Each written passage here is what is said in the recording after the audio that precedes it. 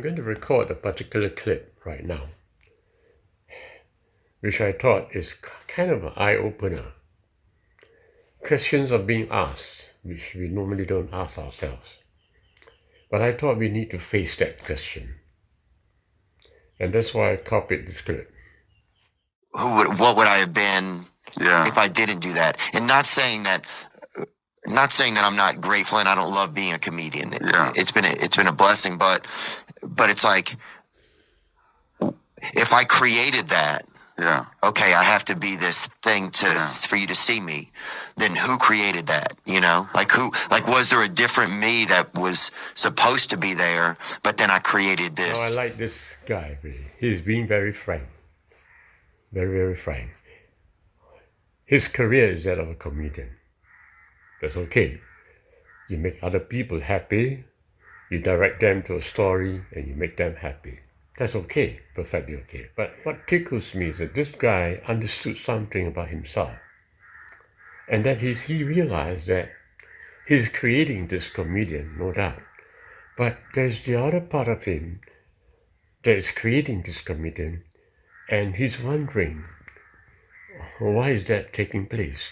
Many times in our life, we do things, we act differently from ourselves, but we never realize that there's the other part of us that's wondering, why are we not acting truly to ourselves? Why must we be a comedian? Why must we act different from what we are? But this man, he understood something in himself. And so he asked the question, why is it that I have to be acting something different from what I am? That's the dilemma for so many of us, is that as a result of childhood wounding, we have to make ourselves into something that the world will accept and value. Look in my case, I love having been a physician, and that's my calling. But the big part of it wasn't just that I wanted to help humanity or heal people. It's also I needed to be important. Now, why do they need to be important? Because as an infant, I got the message that I wasn't. If I'm a psychologist, I would analyze it this way. For some reason or another, something in us and in every one of us, we know that we are not real. And it's not because we had been unreal. It's just that we know that we are not real. And there's something in us that challenges us and pushes us hard to be real.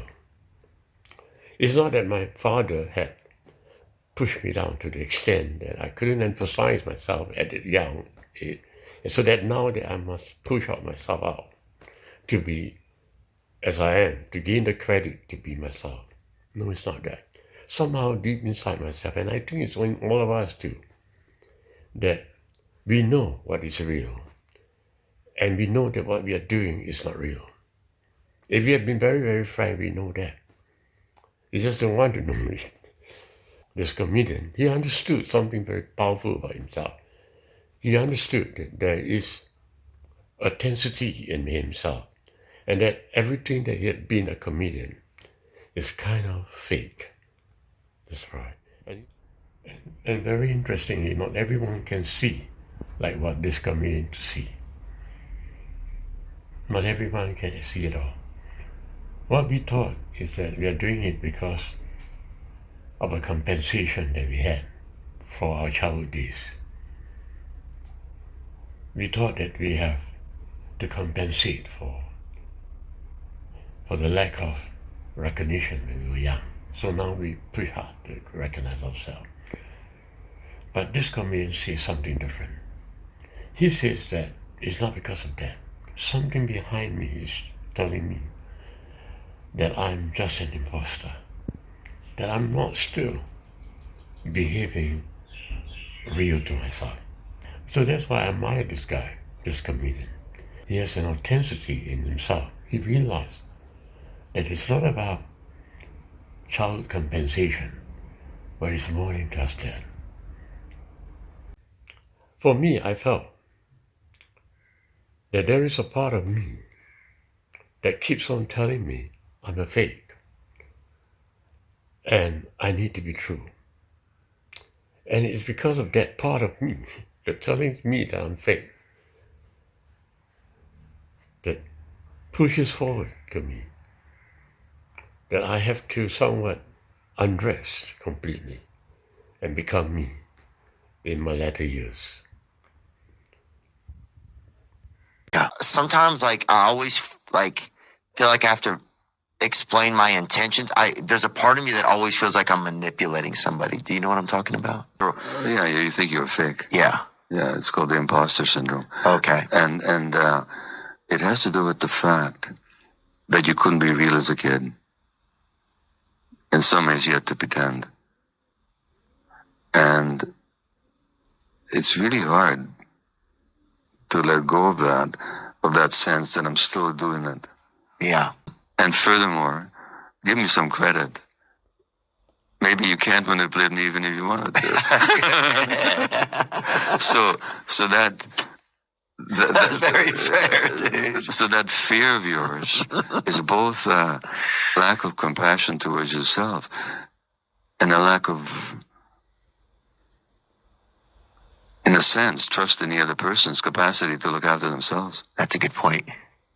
Or that our ability to manipulate would be so powerful that we wouldn't even know what we're doing, which is pretty crazy too. It's a lack of self-trust. Lack of self-trust. Now, you know what?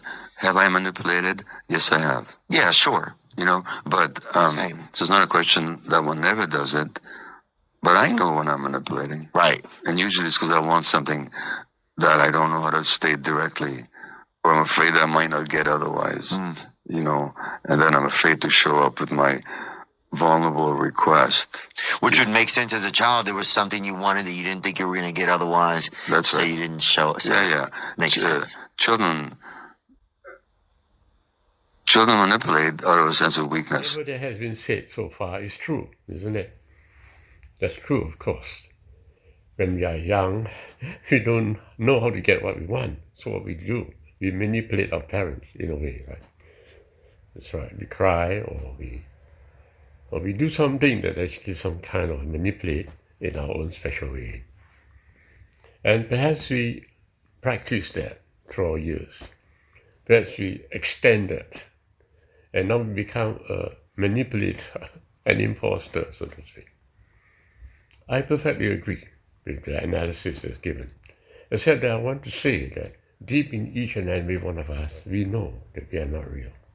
And not because we have been an unreal person, but rather that this reality within us cries out to be heard. It is true. It's not in everyone, I'm afraid so, but if you are keen upon yourself, you will know. And you want to be real now and forever. And for the first time in your life, you want to be real. That's just the reason why you came to my video. You want to be real. And I hope to help you to become real. Because let me say it very frankly to you, there is no satisfaction in life, in anything that you do, no matter what you have achieved in your life, your career, your name. It will never satisfy until the day you touch your own being. For myself, I would say I'm a very successful man. I have accumulated a great amount of wealth in my life. I've got what I want, but it didn't come without pain. That's right. When my father passed away, I had a tremendous experience of death in me. 3 years I had suffered so greatly. So, did I have an advantage over you? No, I didn't. I suffered death. And it was not my death. My father's death became my death. The angel came to me on the 3rd year and said to me, I've come to answer your prayers. But you just do whatever I tell you to do. And you'll discover that all your prayers can be answered. All that you ever desired for in life can be achieved. Yes. And you may think it's a miracle, but it's not. It's just part of your life. When you touch your own being, you touch everything. I want to bring you to that place of your own being. That's the only place I know that answers prayers. So let me lead you there. The reason why I recorded this video is to emphasize what the psychologist was saying. He said it is very difficult not to be an imposter. I perfectly agree with him. It is very difficult not to be an imposter. And why? In this universe you lived in which you open your eyes, when you touch ground, basically you're already a fake.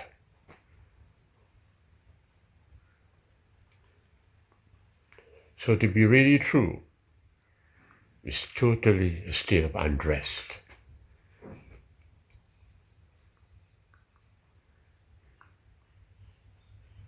All the kind of analysis that you may have, even going through a regression. That's right, a regression, a life regression. You may not be able to get out of the space-time that you are put into. Because reality is not space-time. Reality is I. Everybody thinks that reality is a life that you are now living, that you see a world right now and you are living in that life, and that is reality, but that's not reality. Reality is I. What I'm trying to say is that the minute you open your eyes to see a world and yourself in it, you're already living a fake life. That's the point I was trying to emphasize. You're already living a fake life. It's not about me trying to fake myself, no. The minute I open my eyes, I'm already in a fake world. Why? Because reality is not what you see. Reality is I. This is where it's so elusive. If you read the Bible, God didn't say that I am a piece of love. God didn't say that I'm so big and so huge. He didn't say that. He simply say, I am that I am. That is my name forever. And besides me, there is no Savior. He said something very interesting. He said, except a corn of wheat dies, it does not bear fruit. There is a death that the person has to undergo through. For my case, it was my father's death which I participated in. And that brought about, I would say, the change that took place in my life. If it wasn't for the death that I experienced, I don't think I would have been lifted out of space-time. I would be trapped inside, unable to enter being. But don't worry. Subscribe to my videos. I'll just lead you there very slowly.